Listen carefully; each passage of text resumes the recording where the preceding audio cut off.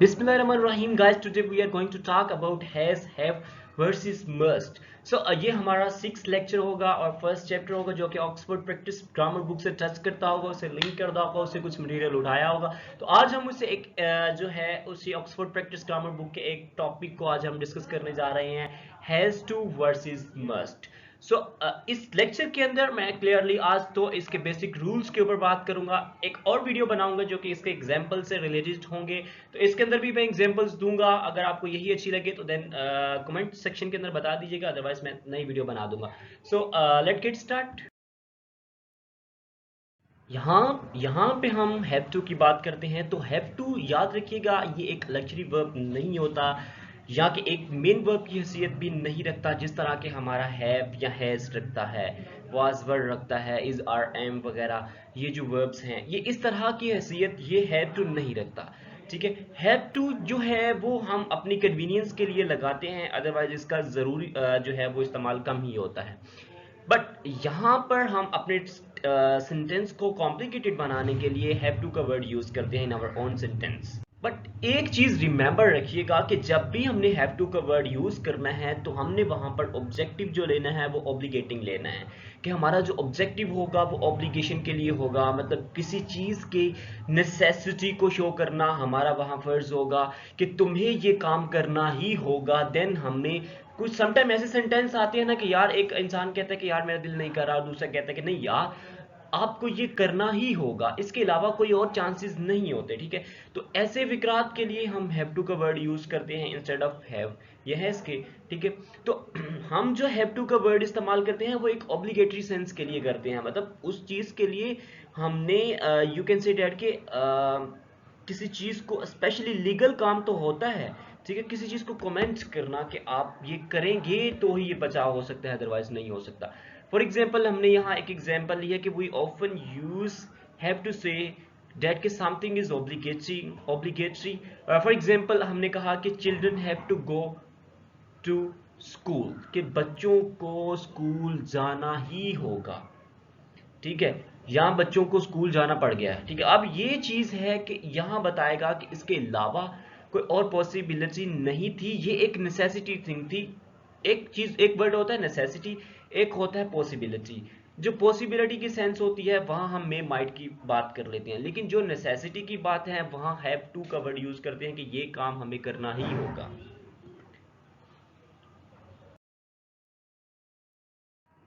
लेकिन इसमें एक चीज आपने जहन नशीन रखनी है कि हमने जो हैव टू का वर्ड है, समटाइम ऐसा होता है कि हम हैव का वर्ड है ना वो सिर्फ हम एक स्पेसिफिक टेंस के अंदर यूज करते हैं, लेकिन जब यहाँ हमने हैव टू का वर्ड यूज करना है ना तो हैव टू का वर्ड एक ऐसे दो वर्ड्स हैं कि जिसको हम किसी भी सेंटेंस के अंदर यूज कर सकते हैं। For example he has to, he had to, ये जो टू का वर्ड है, he has had to, he will have to. ठीक है, हम हैव टू का वर्ड हम किसी भी सेंटेंसेस के अंदर, मतलब आर टेंसेस के अंदर हम हैव टू का वर्ड यूज कर सकते हैं।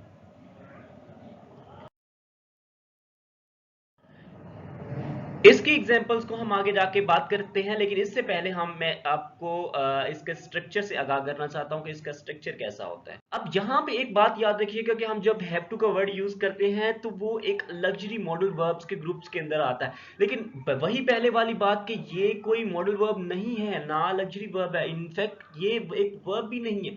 लेकिन अगर हम हैव की बात करते हैं तो ये एक मेन वर्ब के तौर पर हम इसको ले सकते हैं। ठीक है, बाकी ये कोई लग्जरी वर्ब नहीं होता हैव टू। लेकिन अगर हम हैव टू के स्ट्रक्चर की बात करते हैं तो इसमें जो है इसका एक जो बेसिक स्ट्रक्चर होता है हैव टू का, वो वहां सबसे पहले हमने जो है कि सब्जेक्ट का वर्ड यूज करना होता है, देन हमने प्लस जो है अपना लग्जरी वर्ब लगाना होता है, देन प्लस हमने हैव यहाँ पे मेन वर्ब के तौर पर आता है। ठीक है, देन हमने टू लगाना होता है और इन्फिनिटिव और आगे हमारा जो जैसे सवान फिक्रा अमूमी जो कैजुअल तौर पर हम फिक्रा यूज करते हैं वही होगा। लेकिन एक चीज रिमेंबर रखिएगा, मैं again and again I am telling to you about have to and its modifying form is that कि यहाँ पे modal verb, modal luxury verb भी नहीं होता, इवन के मॉडल वर्ब भी नहीं होता, इवन के बेसिक वर्ब भी नहीं होता हैव टू। अगर हम सिर्फ हैव की बात करते हैं तो वो एक सिर्फ मेन वर्ब होता है, इसको ध्यान में रखिएगा। जब हम इसके एग्जाम्पल से हम इसको क्लैरिफाई करने की कोशिश करेंगे तो मजीद आप क्लियर हो जाएगी, लेकिन अभी बेसिक स्ट्रक्चर की बात है, बेसिक रूल्स की बात है जो कि बताना you can say that is more than important for us. यहाँ कुछ एग्जांपल्स हैं जो प्रेजेंट सिंपल सेंटेंस की हैं, जिसमें हमने सबसे पहले एक सब्जेक्ट यूज़ किया है, फिर ऑक्सिलरी वर्ब यूज़ किए हैं, देन हमने मेन वर्ब जो हमारा हैव या हैज़ होगा, फिर उसके बाद टू का वर्ड यूज़ करने के बाद हमने जो हमारा ऑब्जेक्ट होगा या इन्फिनिटिव वर्ब होगा वो हमने लगाना है। तो पहला हमने जहाँ पे ये जो एग्जांपल ली है इसकी, अब इस एक्सरसाइज को पढ़ने से पहले मैं आपके साथ एक बात डिस्कस करने जा रहा हूं जो कि बहुत इंपॉर्टेंट है। आप यूं समझ लें कि आज के लेक्चर की बैकबोन है ये बात। याद रखिएगा, जब हमने हैव टू या हैज टू का इस्तेमाल करना है तो हमारा जो नेगेटिव एंड इंटरोगेटिव सेंटेंसेस होंगे उसके लिए जस्ट हमें ये नहीं करना कि she has not work to school या she has not to school, ठीक है, इस तरह का वर्ड यूज नहीं करना, बल्कि हमने जब भी ये, क्योंकि हम प्रेजेंट सिंपल की बात कर रहे हैं तो इसमें हमें डू या डज का वर्ड यूज करना ही है इंटरोगेटिव और नेगेटिव सेंटेंसेस के लिए।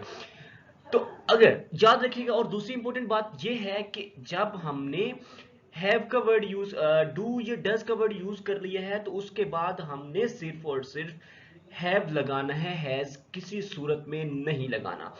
अगर हमारा सिंपल सेंटेंस है तो हम थर्ड पर्सन सिंगुलर के साथ, ही शी इट के साथ या किसी नाम वगैरह के साथ तो हम हैज लगाते ही लगाते हैं, ठीक है। यहाँ जो हम मैंने 7 पर्सनल प्रोनाउन आपके साथ शेयर किए हुए हैं, अगर आपने वो नहीं देखे तो डायरेक्ट एंड इनडायरेक्ट की सीरीज के अंदर आप जाके वहां देख सकते हैं कि डायरेक्ट एंड इनडायरेक्ट के पहले लेक्चर के अंदर मैंने 7 पर्सनल प्रोनाउन को क्लियरली डिफाइन किया हुआ है, ठीक है, उसकी पोजेसिव फॉर्म, हर फॉर्म को डिस्कस किया हुआ है। तो याद रखिएगा कि हमने जब डू और डज का इजाफा करना है तो इस फॉर्म के अंदर, जिस सेंटेंस के अंदर हमने हैव टू का इस्तेमाल या हैज टू का इस्तेमाल करना है, वहां हम सिर्फ हैव टू लगाएंगे, हैज टू नहीं लगाएंगे। For example, he do not have to see the doctor, has to see the doctor नहीं आएगा, ठीक है, या she does not have to see the doctor आएगा, has to see the doctor नहीं आएगा, ठीक है। तो हमने इसको नेगेटिव इंटरोगेटिव बनाने के लिए डू और डज का इस्तेमाल करना है, ये बात आपने कभी नहीं बोलनी, ठीक है। पहला फिक्र है कि she has to work, उसको काम करना ही पड़ता है, ठीक है, मतलब इसके लिए कोई पॉसिबिलिटी नहीं है, ये एक ड्यूटी है, करना ही करना है। नेगेटिव अगर हमने बनाना है तो जैसे मैंने ऑलरेडी बता दिया है, डू या डज का इस्तेमाल करना है, तो आई है तो ऑब्वियसली हम इसके साथ डू लगाएंगे। I do not have to see the doctor, मुझे डॉक्टर को देखना ही नहीं है, या मुझे डॉक्टर से अपना चेकअप करवाना ही नहीं है, या मुझे डॉक्टर के पास अब जाना ही नहीं है। आगे है does you have to go the doctor, क्या मुझे या क्या तुमको डॉक्टर से चेकअप करवाना है, या क्या तुम्हें डॉक्टर के पास जाना चाहिए, ठीक है। अब यहाँ पे ड्यूटी है एक, आप यूं कहने की कोई फोर्सफुली जो आप जुमला कहते हैं ना किसी के पास कि तुम्हें ये करना ही है, तो उस फॉर्म के अंदर हम हैज टू और हैव टू का इस्तेमाल करते हैं।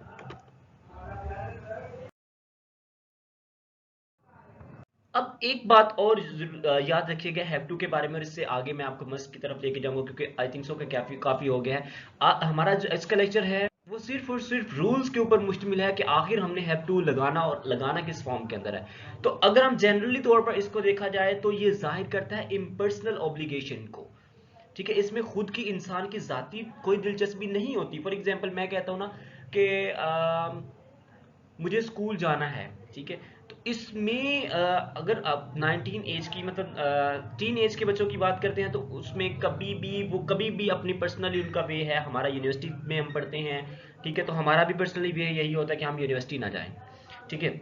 अब वैसे भी ऑलरेडी लॉकडाउन लगा हुआ है तो वैसे ही मौजे मौजे, लेकिन अगर हम कैजुअल रूटीन की बात कर रहे हैं तो हम फिर भी चाहते हैं कि हम यूनिवर्सिटी ना जाएं, ठीक है। ये हमारा पर्सनल वे है, लेकिन जब हमने हैव टू लगाना है ये हमारा पर्सनल वे नहीं होता, बल्कि this is you can say that कि external power who would impose on your personality, ठीक है।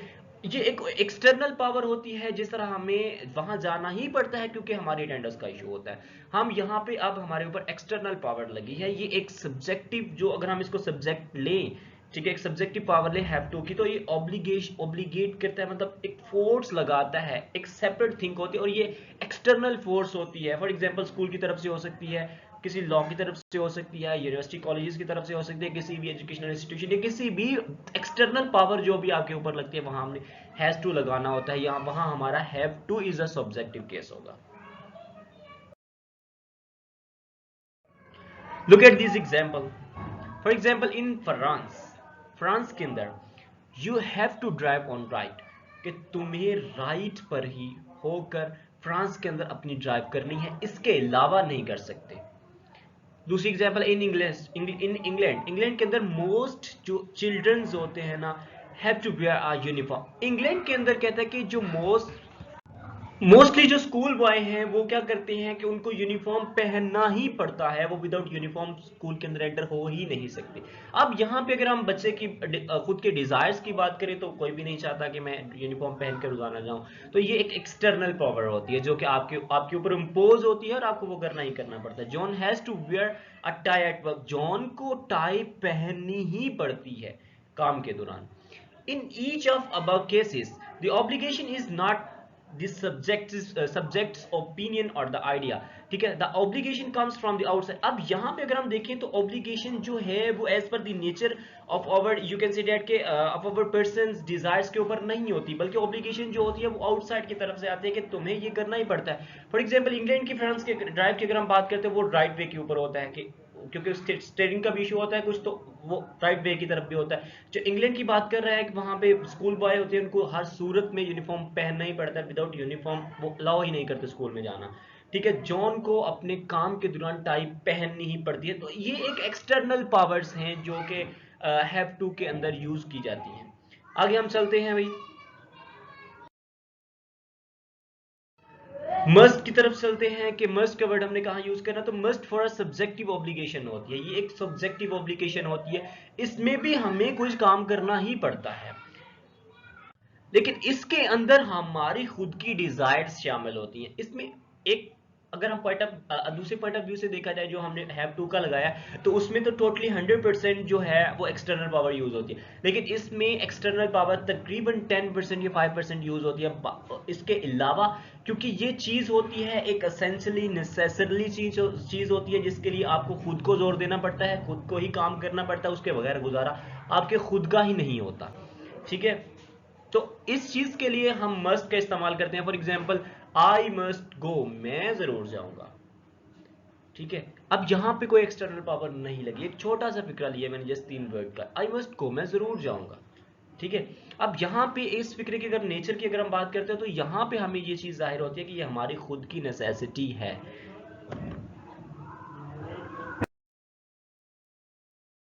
अगर हम इस स्ट्रक्चर की बात करते हैं, तो ये एक मस्ट जो है एक मॉडल लग्जरी वर्ब्स होता है। Have to is not a model luxury verb, उसने कहा कि ये लग्जरी वर्ब नहीं होता, लेकिन ये हैव टू को भी हम जस्ट एक जो है ना वो मॉडल वर्ब्स के फॉर्म के अंदर ही लेते हैं, उनकी कैटेगरीज के अंदर ही लेते हैं। लेकिन याद रखिएगा कि ये जो मस्ट है वो फॉलोड करता है मेन वर्ब को। मेन वर्ब हमारा कुछ भी हो सकता है, यहाँ पे आगे जाके मैं आपसे डिस्कस करता हूँ कि मेन वर्ब क्या है। तो इसका basic so the more basic structure in front of you is कि अब पहले हमने सब्जेक्ट का वर्ड यूज करना है, फिर लग्जरी वर्ब्स हमने लगाने हैं जो कि हमारा मस्ट लगेगा, और फिर हमने मेन वर्ब लगाना, और आगे हमारा जैसे सवाल फिक्रा होता है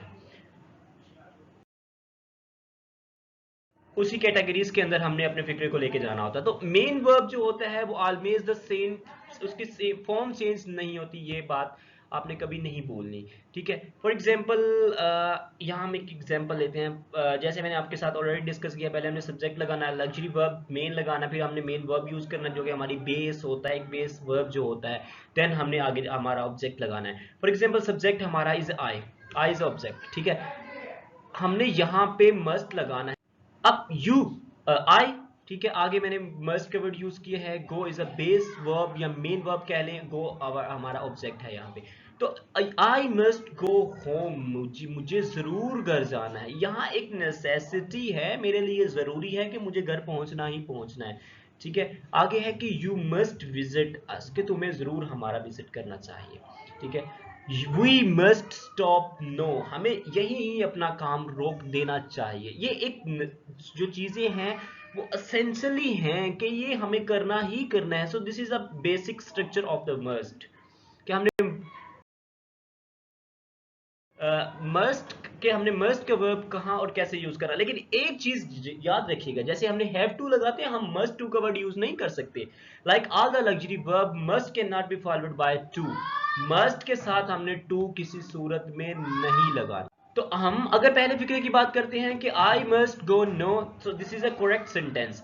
अगर हम दूसरी बात करते हैं कि not I must to go now, कि हमें अभी जाना चाहिए, तो ये इनकरेक्ट सेंटेंस है, इनकम्प्लीट सेंटेंस है। ठीक है, यहाँ हमने टू का वर्ड ये बिल्कुल अजाफी लगा दिया और ये लग भी एक बेतुका सा वर्ड लग रहा है टू का वर्ड मस्ट के साथ टू, तो हम इसके साथ टू नहीं लगाएंगे। आई मस्ट के साथ सिर्फ मस्ट ही लगता है, इसके साथ टू का वर्ड यूज नहीं करना, आपने ये बात जहन में रखिएगा।